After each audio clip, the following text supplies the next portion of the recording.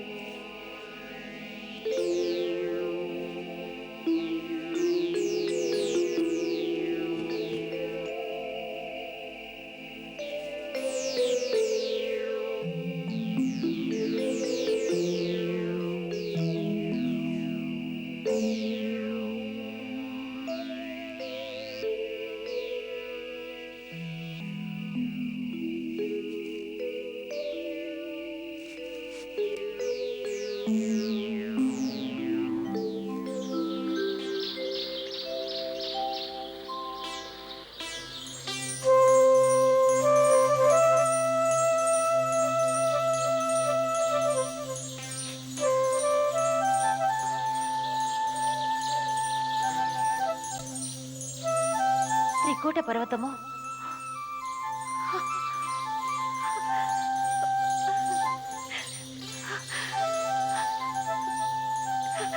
త్రికూట పర్వతము. పరంధామా, తమరు నా తపస్సును సఫలము కావించినారు. తమకు ధన్యవాదములు పరంధామా, తమకు ధన్యవాదములు. త్రికూట పర్వతముపై నా తపస్సును కూడా సఫలము కావించండి పరంధామా, సఫలము కావించండి. ఓం విష్ణవే నమః. ఓం విష్ణవే నమః.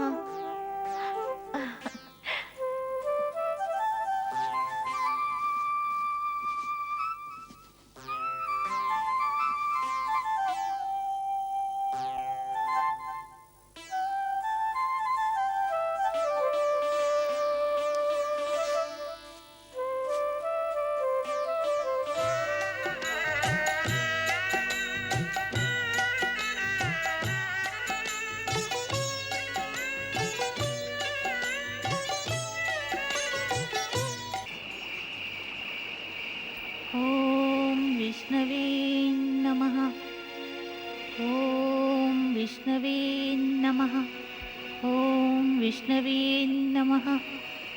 ఓం విష్ణవే నమః. ఓం విష్ణవే నమః. ఓం విష్ణవే నమః. శీఘ్రంగా రమ్ము సోమనాథ. ఆచార్య త్రిపుండులకు భోజనం ఏర్పాటు చేయవలను. లేనిసో వారు మనపై కోతి తొలగుతురు. విష్ణవే నమః. ఓం విష్ణవే నమః. అటు వీక్షింపము భోజదేవ, ధరిత్రిపై సూర్యుడు ఉదయించున్నట్లుగా గోచరించుతున్నది. సోమనాథ, ఆ ప్రకాశము ఆశ్చర్యము గొలుపుతున్నది. ఓం విష్ణవే నమః. ఓం విష్ణవే నమః. ఓం విష్ణవే నమః. ఆ నారిని వీక్షింపము. ఒక స్త్రీ అయ్యుండి వనంలో ఇటువంటి ఘోర తపమాచరించుతున్నది. త్రిపుండాచార్యులకు ఈ విషయము తెలియజేయవలను. ఒక స్త్రీ తపమాచరించడం వీక్షించినా వారికి ఆశ్చర్యం కలుగును. పద పద. ఇది ఆశ్చర్యకరమైన విషయమే. ఒక స్త్రీ తపమాచరించవలదు. ఇది తత్వ విధానమునకే వ్యతిరేకము. ఇటులనే స్త్రీలు కూడా విరాగులై తపస్సులో లీనమైనచో గృహధర్మము వ్యర్థమగును. కానీ గురుదేవా, ఆ నారి తపం వలన తేజస్సు ఉత్పన్నమగుతున్నది.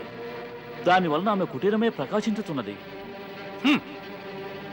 భోజదేవ, ఈ సమయములో విశ్వమున మా వంటి తేజస్వి అయిన యోగి తపస్సులే లేరు. తపస్సుతో అటువంటి తేజము వ్యాపించుట అసంభవము. తమరే స్వయంగా వెడలి తమ నేత్రములతో వీక్షించండి గురుదేవా. తమరికే విశ్వాసము కలుగును. మేము ఆ స్త్రీని అవశ్యము కలుసుకొనిదము.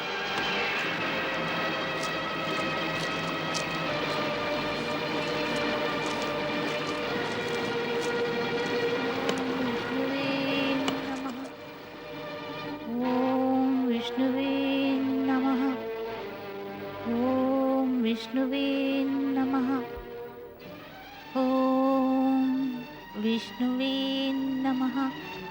గురుదేవ, అటు వీక్షించండి.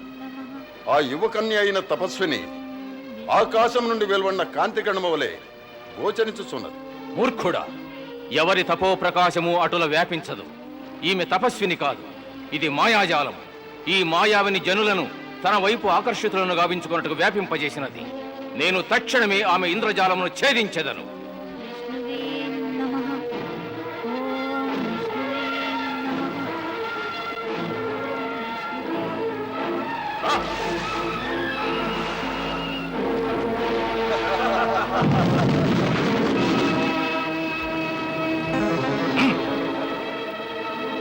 విష్ణవే నమః. ఓం విష్ణవే. వెళ్ళు, వెడలి ఆ ఇంద్రజాలమును ఛేదించుము.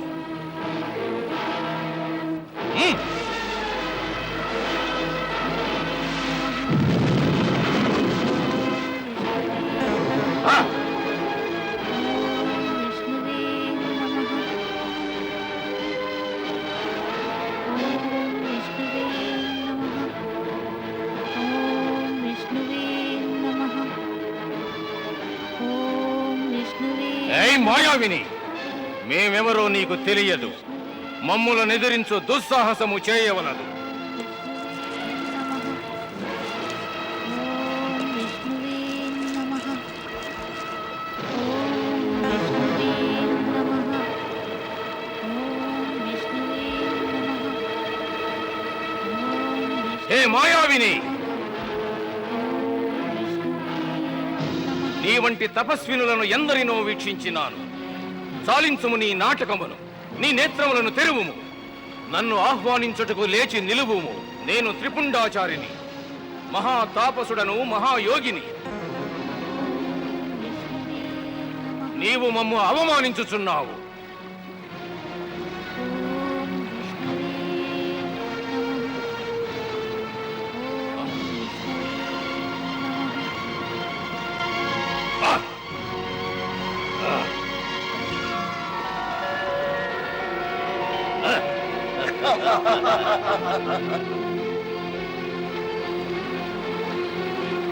అంతములో నీవు తపమాచరించు నాటకము చాలించవలసి ఉన్నది. నీవు తపోయజ్ఞమనే ఆడంబరము చేయుచున్నావు. ఒక్క విషయమును మాత్రము బాగుగా ఆలకించుము. సమస్త స్త్రీ జాతికి తపమాచరించు అధికారము లేదు. నీవు అధర్మము చేయుచున్నావు. హే అహంకారి మానవ, యజ్ఞము జపము తపములపై అధికారము ఎల్లరికూ కలదు. అందు స్త్రీ పురుషులనడి భేదభావము ఎటులుండగలదు? నా వంటి మహాతపస్వి మహాజ్ఞానికి జ్ఞానము బోధించుచున్నావా? లేదు వత్స, నీ యొక్క అజ్ఞానమును తొలగించదలచినాను. మాయావిని, ఎవరైతే ఒక యోగిని మాయావినిగా భావించెదరో వారిని ఇంకెటుల వచించగలము? ఇక నీ వద్ద ఎంత జ్ఞానము గలదో విశదమగును. అటులైనచో వచింపుము. యజ్ఞము యొక్క అర్థమేమిటో? మనస్సును అదుపులో ఉంచుకొనుట మరియు కాంక్షలకు అధీనులు కాకపోవుటయే యజ్ఞము. పరంధాముల భక్తిలో లీనమగుట, పరంధాముల భక్తికి తమను తాము అర్పించుకునుటయే యజ్ఞము. హే అజ్ఞాని, ఇప్పుడు నీకున్న సందేహము ఒక నారి ఎటుల తపమాచరించగలదు అనియే కదా? వివరించదను వినుము. భగవాన్ విష్ణువు, మహాదేవులు శివశంకరులు, అన్యదేవతలందరూ తమ తమ తేజస్సును సంగమింపచేసి మహిషాసుర మర్దిని దేవి దుర్గను ప్రత్యక్షము కావించినారు. దుర్గాదేవి ఉద్భవించినది కూడా ఒక యజ్ఞము నుండియే. యజ్ఞము నుండి నారి ఉద్భవించగలిగినది. నారి యజ్ఞమును ఎందులకు ఆచరించరాదు? చాలించుము, నీ జ్ఞానబోధను చాలించుము. నీవు నా వంటి మహాయోగిని అవమానించు దుస్సాహసము చేయుచుంటివా? నేను నా యోగ విద్యతో నిన్ను నాశనమనరించగలను. నా క్రోధము నుండి తప్పించుకునదలచినచో నన్ను శరణు వేడుము. నన్ను శరణు వేడుటలోనే నీ మేలు కలదు. నీవు నీ యోగ విద్యను దురుపయోగపరచదలచితివా? నీ యొక్క ఈ అపరాధమునకు నేను అవశ్యము దండన విధించెదను. నేటి నుండి అనగా తక్షణమే నేను నీ సమస్త ఆర్జిత విద్యలను వశపరుచుకొనెదను. ఇక నీ వెన్నటికి వాటిని దురుపయోగపరచలేవు.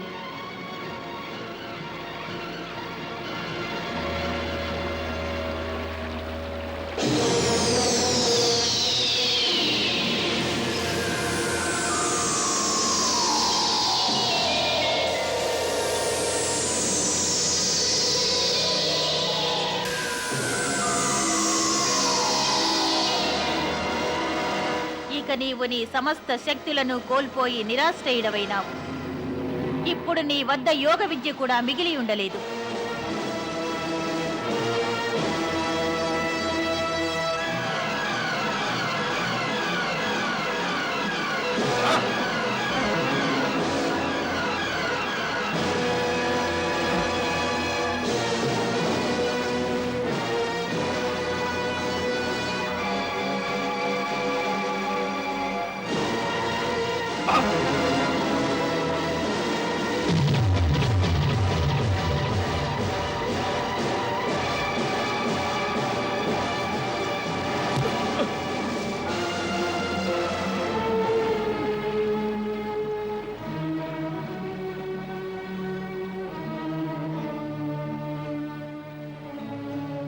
నన్ను క్షమించండి మాత, నన్ను క్షమించండి. తమరు సాధారణ నారి కాదు. తమరు అవశ్యము లక్ష్మీ, దుర్గా, సరస్వతుల అవతారమే. అహంకారమునకు అధీనుడనై నేను తమ సత్య స్వరూపమును గుర్తించలేకపోతిని మాత. నన్ను క్షమించండి మాత, నన్ను క్షమించండి. హే మాత, ఈ అహంకారమే సమస్త అజ్ఞానములకు మూలము. ఇది తెలిసియు నా సిద్ధుల కారణముగా నన్ను నేను సర్వశ్రేష్ఠ యోగిగా భావించుకునినాను. ఇతరులను తుచ్చులుగా భావించినాను. తమరు నా నేత్రములను తెరిపించినారు. నా అహంకారమును తమరు నాశనము చేసినారు మాత. తమరు నాకు బోధించిన బోధ వలన మాత, తెలిసో తెలియకో తమరు నాకు గురువైనారు మాత. నన్ను తమ శిష్యునిగా స్వీకరించండి మాత, నన్ను తమ శిష్యునిగా స్వీకరించండి. నాకు మార్గదర్శనం గావించండి మాత. నా అహంకారాంధకారమును తొలగించండి మాత, తొలగించండి. హే ఆచార్య త్రిపుండ, అజ్ఞానమును దూరము చేసుకున్న దలచినచో ప్రప్రథమముగా తమరు సూర్యదేవుల ఆదర్శమును అనుసరించవలెను. సూర్యదేవుల నుండి ప్రేరణ పొందండి. ఏ విధముగా సూర్యదేవులు తమ కిరణములతో సంపూర్ణ లోకములను ప్రకాశింపజేయుచున్నారో అదే విధముగా తమరు తమ జ్ఞానజ్యోతిని సంపూర్ణముగా ప్రకాశింపజేయవలెను. జ్ఞానము శిష్యుల నుండి లభించినను దానిని స్వీకరించవలెను. సదా జ్ఞప్తి అందుంచుకొనుము.